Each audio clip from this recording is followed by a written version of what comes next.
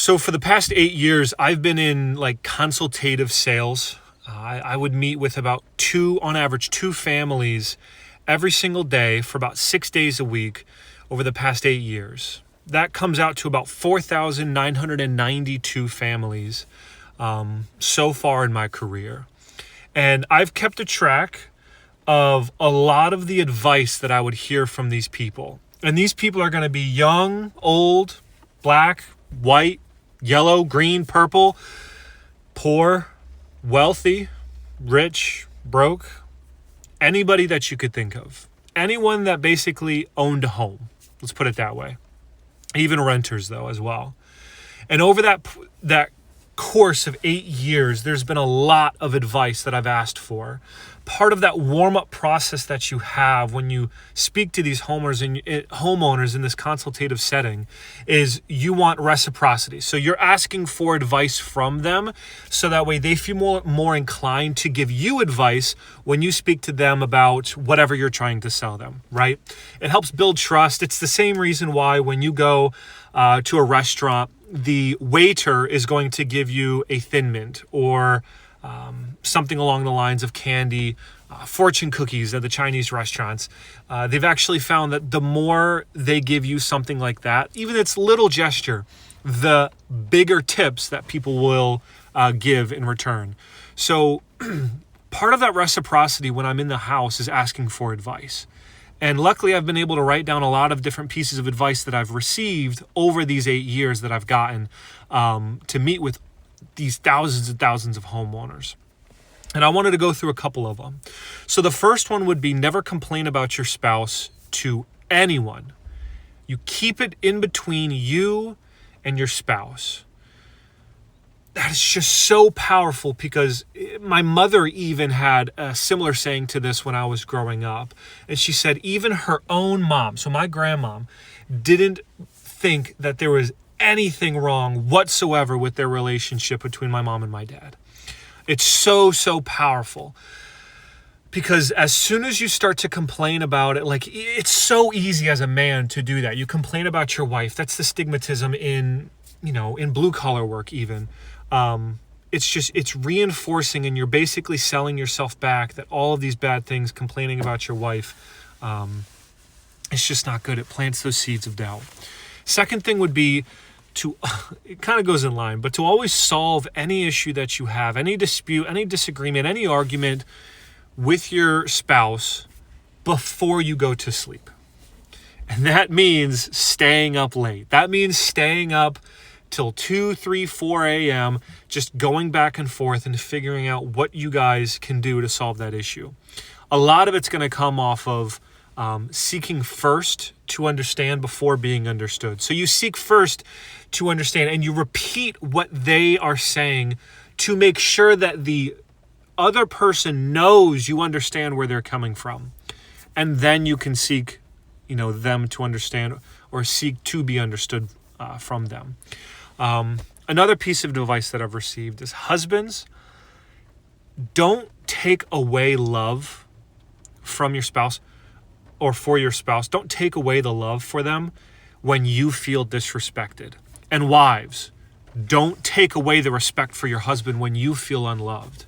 It is your responsibility to break that crazy cycle. This was an amazing piece of advice that I had gotten from somebody that I actually knew when I went out to their house. And it's because they had read an entire book called The Crazy Cycle. But it's just the back and forth of I'm going to show no love because I feel disrespected, and the wife showing no respect because they feel unloved. Break that cycle. Another piece of advice is you can only affect your kids so much. So make sure that who you allow them to be friends with, who you surround them with, are of a good influence, of who you want them to become. Kind of goes in tandem, I think, with that saying of like you become the average of the 5 people that you spend the most time with.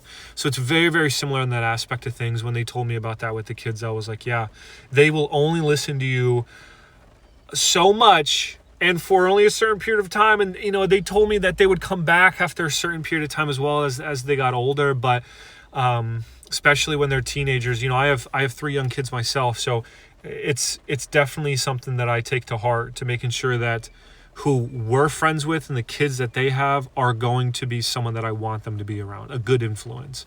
Another piece of advice, this would be for when people retire. When you retire, this is what the guy said, when you retire, find something to keep busy with. I've known too many men that have retired and end up passing away very shortly after because they didn't keep busy. They didn't have anything to do. They lost the will to live. There's a couple other pieces of advice as well. There's a couple other pieces of advice that I would say that I've learned, that I've written down, that I can remember off the top of my head here. One would be to relearn your partner every 5 years or so.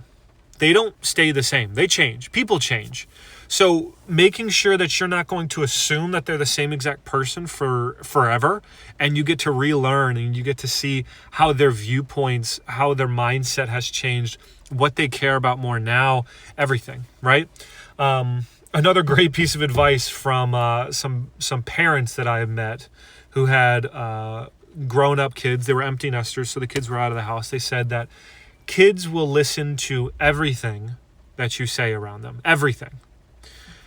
I think specifically it was, so if you don't want your children to repeat what you say, if you don't want your kids to say something, don't ever have that conversation around them.